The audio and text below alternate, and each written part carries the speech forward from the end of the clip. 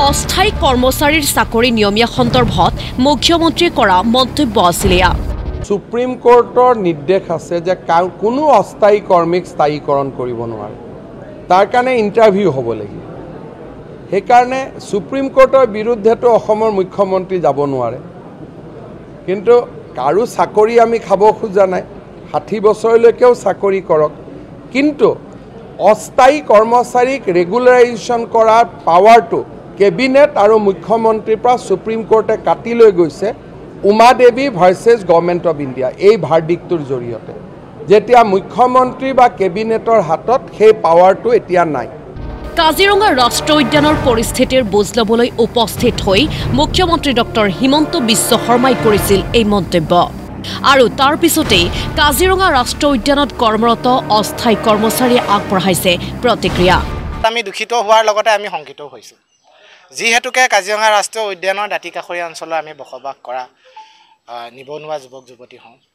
আৰু ইয়াতে কাজিৰঙা ৰাষ্ট্ৰীয় উদ্যানখন স্বীকৃতি পোৱাৰ পাছৰে পৰাই আমাৰ ইয়াত এটা নিবিড় সম্পৰ্ক আছে।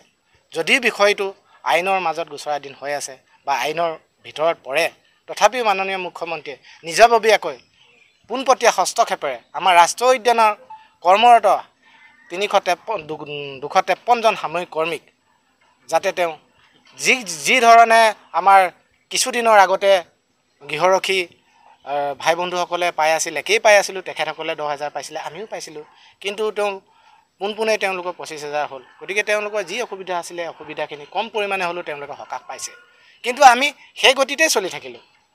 গতিকে আমাৰ পৰিবাৰটো ভালদৰে পোহপাল দিব পৰাকৈ যদি মাননীয় মুখ্যমন্ত্ৰী মহোদয়ে তেওঁলোকৰ দৰে যদি ভাত্তাটো আমাক ধৰি দিয়ে, আমি নথৈ আনন্দিত হ'ম।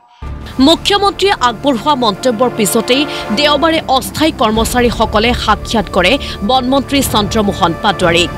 দাবী এটাই, আমি কাজিৰঙা ৰাষ্ট্ৰীয় উদ্যানক বহুত দিলোঁ, আমাকো কিঞ্চিত সকাহ দিয়ক চৰকাৰে। সমানে আমি দিনে নিশাই কোনো সময়সীমা নোহোৱাকৈ চৰকাৰী বেচৰকাৰী বন্ধ নমনাকৈ আমি কামখিনি কৰি যাওঁ। আৰু তেনেকুৱা অৱস্থাত আমাৰ বহুত সতীৰ্থ ঘূণীয়া হৈ গৈছে, বহুত সতীৰ্থ মৃত্যু কাকোৱালি লৈছে। এতিয়া সিহঁতৰ ঘৰবিলাকত পানীত হাঁহ নচৰা অৱস্থা। এই পৰিৱেশ পৰিস্থিতিবিলাকলৈ চাই আমাৰ পৰিয়ালটোৰ যাতে ভাল ধৰণে আমি পৰিচালনা কৰিব পাৰোঁ। তেওঁলোকৰ দাবী, চাকৰি নিয়মীয়া কৰিব নোৱাৰিলে ঘৰ চলাব পৰাকৈ দিয়ক মাননি। ৰেগুলাৰেশ্যন বিচৰা নাই, ৰেগুলাৰেশ্যন আমি বিচৰা নাই, দিব নোৱাৰে আমি বিচৰা নাই, আমি তাত হস্তক্ষেপ নকৰোঁ, কিন্তু কমচে কম আমাক চলিব পৰা এইটো দিব লাগে। আমাৰ অভয়াৰণ্য আছে, ৰাষ্ট্ৰীয় উদ্যান আছে, সকলোৱে 2024 চনৰ 1 জানুৱাৰীত ফিক্স পে পালে, কিন্তু আমাৰ কাজিৰঙাৰ 1993 পিছৰ পৰা আজি পৰ্যন্ত সামৰিক কৰ্মী কৰ্মৰত হৈ থাকিলে, কিন্তু এজনো নাপালে। গতিকে সেই বিষয়টো পোনপটীয়া মাননীয় মুখ্যমন্ত্ৰী মহোদয়ে হস্তক্ষেপেৰে যাতে সমাধান কৰিব বুলি আশা ৰাখিছোঁ। আমাৰ ফালেও তেখেতে এবাৰ চোৱাটো ভাল, যিহেতুকে আমি অসমৰ নিবনুৱা হয়। আমি যদি ইমান কম ন্যূনতম বেতনৰ বছৰ খাটি থাকিবলগীয়া হয়, আমি পৰিয়ালটো কেনেধৰণে আগবঢ়াই নিম। কাজিৰঙাৰ পৰা মনোজ প্ৰতিম শইকীয়াৰ ৰিপৰ্ট, প্ৰতিদিন টাইম।